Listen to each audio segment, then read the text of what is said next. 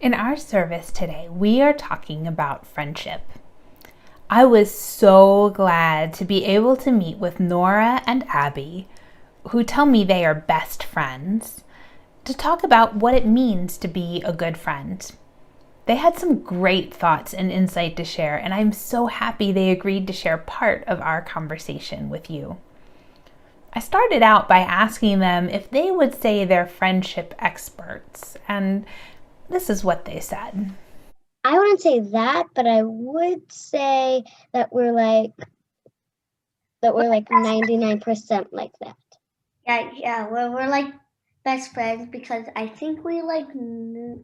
We met in preschool. Then they told me that due to COVID-19, they haven't seen each other in quite a while. They've had a couple play dates, some that included McDonald's, but it sounds like most of us, they're missing all of their friends. I was curious about what they think makes a person a good friend.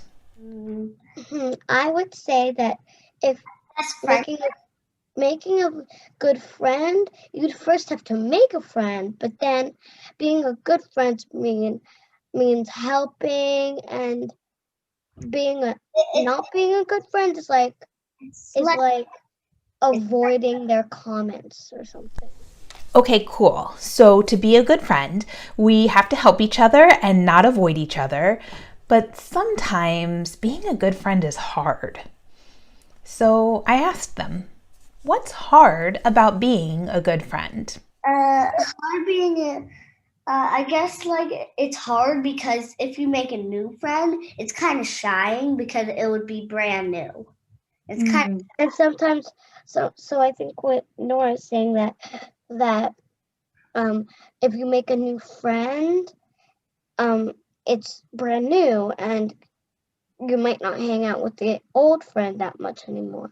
Yeah, so it's like you need to like get together when you make a friend because it takes like a couple days to make a friend. It doesn't just make like one friend. Sometimes I try to make friends, but it's hard because then I can't find them on the next day. So I need to see them a lot, and then and then you're just friends. And Nora knows. Wait a minute. This is really important. I hear you guys telling me that you need to put effort into your friendships, that you need to make sure that you're hanging out, that you're spending time together. And even if you find new friends, you need to make sure that you're spending time with your old friends too. Amazing. So we need to spend time with our friends if we want our friendships to grow. Next, we talked about what happens when friends get into a fight. They told me some stories about times they got into fights with each other or with other people and how they worked through it. Next, I asked them, do you think it's normal for friends to fight? Yeah, everyone gets into a fight. Just sometimes it can be a little fight, big fight, medium fight, but everyone gets into fights. Mm-hmm. Everyone, even grown-ups get into it. Even grown-ups. That's Even exactly people who right. are 100 years old get into fights. I love how clear their answer is. Everybody gets into arguments sometimes. So next, I asked them if they could tell me just one thing they would tell someone, one piece of advice for someone trying to be a good friend. And then our conversation turned to some other advice. One thing. I would probably give them advice at being kind. I've had a lot of lessons on being kind. I think that's really beautiful. Nora, what would your one piece of advice be? Maybe like asking them questions of what they want to do next. That's awesome. Asking them questions so that you know what they want to do. That is really, really good advice. You guys are good friends. Is there anything else that you want to share about friendship? Um, well, I don't really have more ideas. Maybe Abby does because Well, I was thinking maybe we'd give the advice about what you do when you're being a bad friend. I think I got one too. Like Okay, wait a minute. Nora, let's let Abby share and then I'll come to you, okay? So what's advice or what should people do if they are being a bad friend? Well, when you're being a bad friend, you should always notice it and just walk away, and you should just walk away and Take deep just breaths. calm your body, do some triangle breathing, and just then you can apologize. And then you might get back together. So Nora and Abby's advice is that if you notice that you're not being a good friend, you should, 1, notice it and walk away.